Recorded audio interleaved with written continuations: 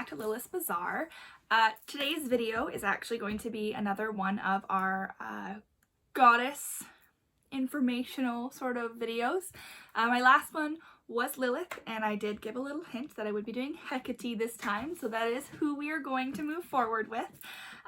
This is just a little bit of background information, some fun facts, and sort of just a little quick sort of play-by-play about who Hecate is, and I hope you really enjoy it. Please subscribe and comment below if you'd like to see any other goddesses.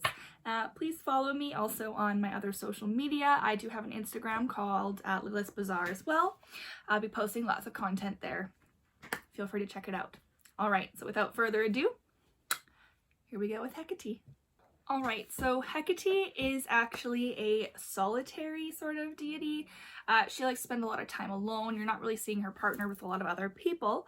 But her history is quite unclear. She was demonized quite a bit by the Catholic Church for a very, very long time. And some of those images have actually managed to seep their way throughout her history.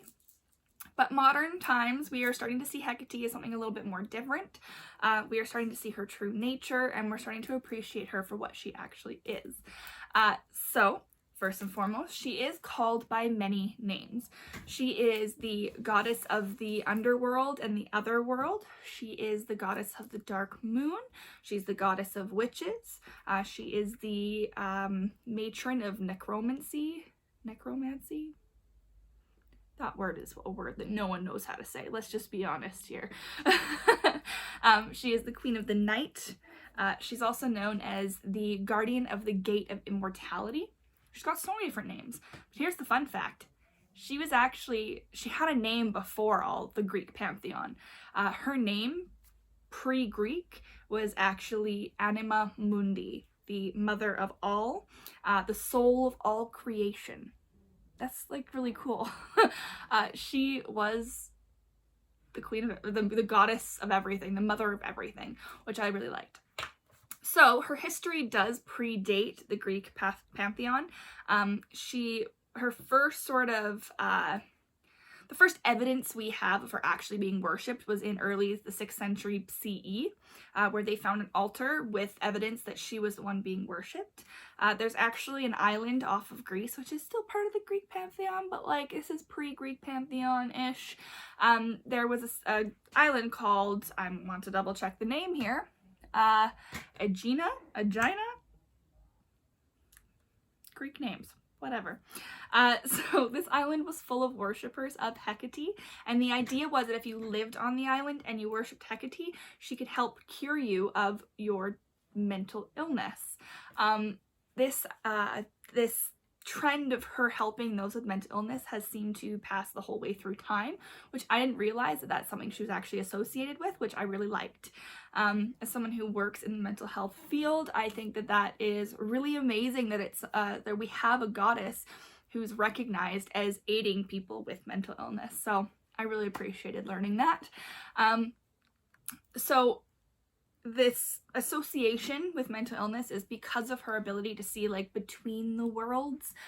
She's often sympathetic, and she's comfortable hanging out with people who are often shunned from society, which tends to be people with mental illness. So that's kind of where her associations with that come in. When it comes to the Greek pantheon, her origins are her father was Perseus. Again, Greek name. He was the god of destruction. And then her mother is Asteria. I think it's Asteria. But she was the goddess of the stars. So, the god of destruction and the goddess of stars had the goddess of witchcraft. It's kind of cool. I like that. So some stories do also say that Hecate was another one of the virgin goddesses. She never married, never had children, any of that. But other stories do say that she has 2 daughters, and those are Circe and Medea. You can kind of see that, especially with Circe. I could see her being the daughter of the mother, or the goddess of witches. I think that's really cool. Zeus actually allowed Hecate, even though she is a titan, to remain in authority. She wasn't trapped like the other titans or anything like that, or punished. She's actually allowed to remain in authority, and he gave her dominion over the earth, the sea, and the sky, which is pretty much everything. Voila. So Hecate is older and more powerful technically than Zeus.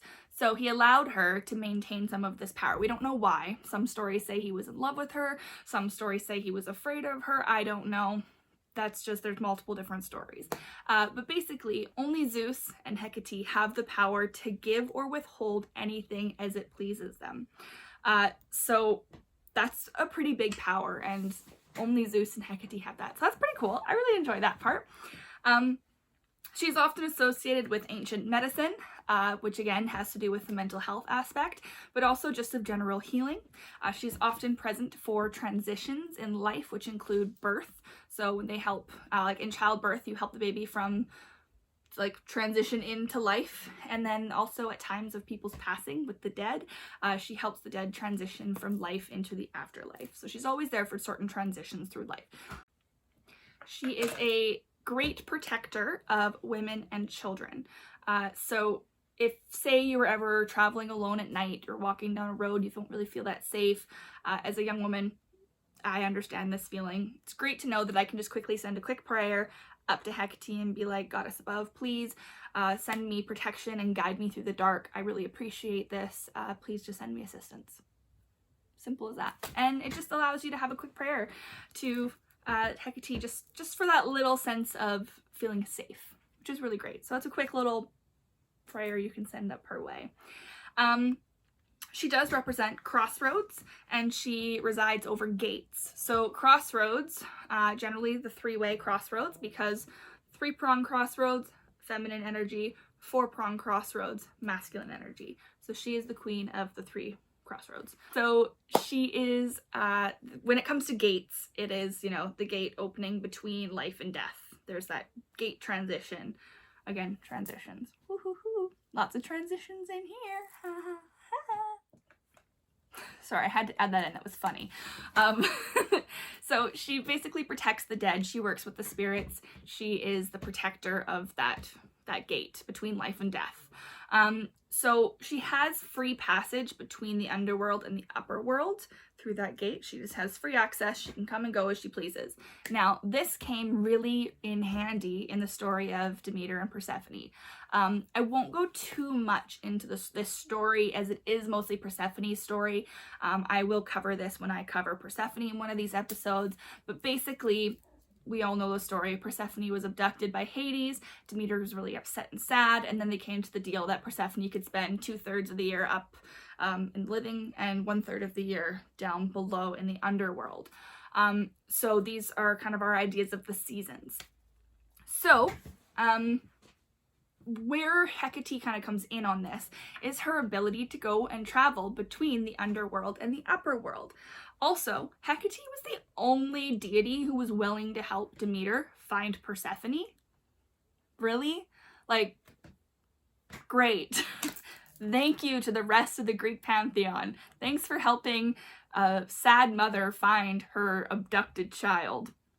Great. But Persephone and Hecate are actually told to be quite close. Hecate keeps Persephone entertained, and she's her friend, and she's like a lady in waiting, a maiden of honor, whatever. Hangs out with Persephone when she's in the underworld with Hades. And then when it's time for her to go back up, Hecate walks with her and helps her through the transition between the worlds. Hey!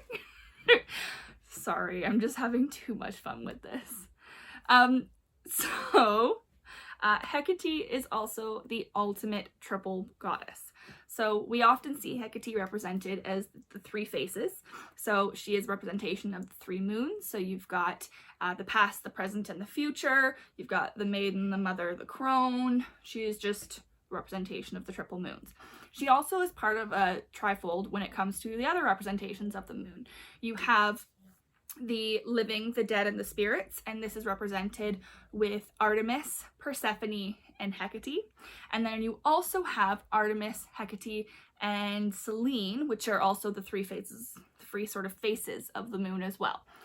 So these are all the different triple moon representations that she has. So she's just basically the ultimate triple moon goddess, which is really, really cool.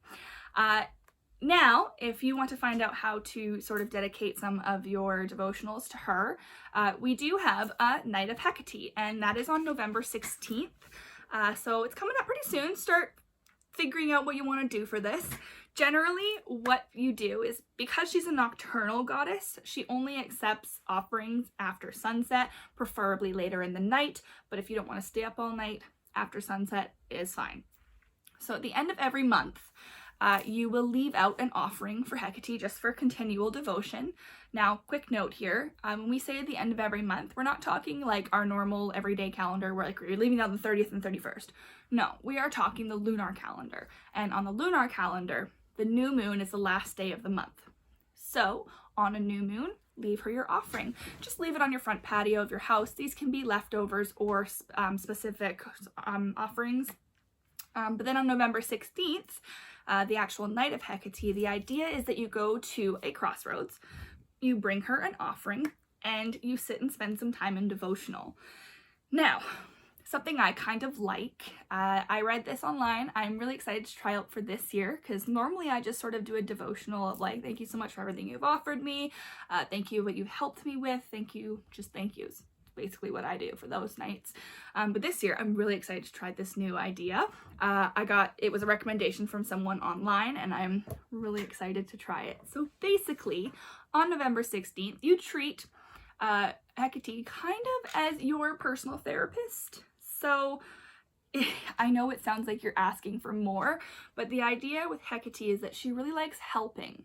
She likes making a difference, and obviously with the mental health background, this would be a perfect opportunity for her to work through what she's actually really good at.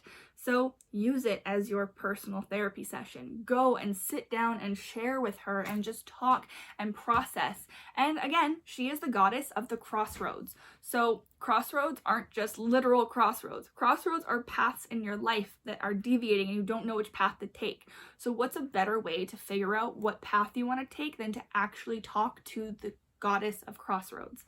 She can sit there and help you process which path you plan on taking.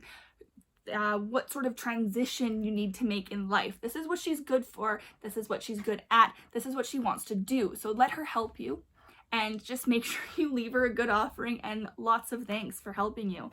And that can be an excellent sort of devotional ceremony. You're just taking the time to really listen to her.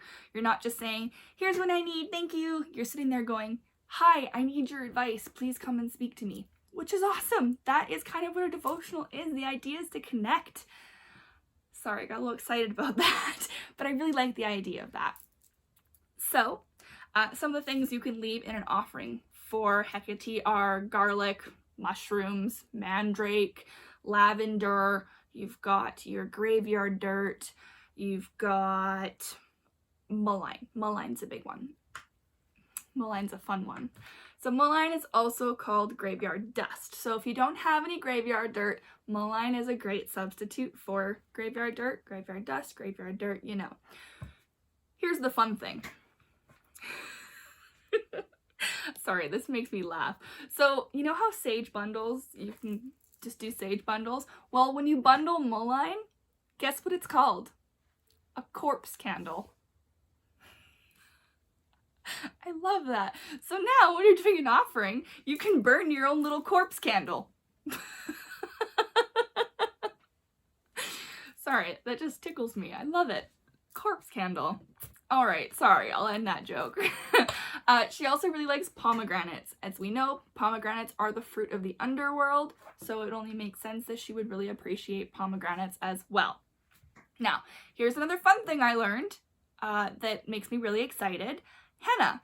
Henna is a great way to give a visual representation of your devotion to Hecate.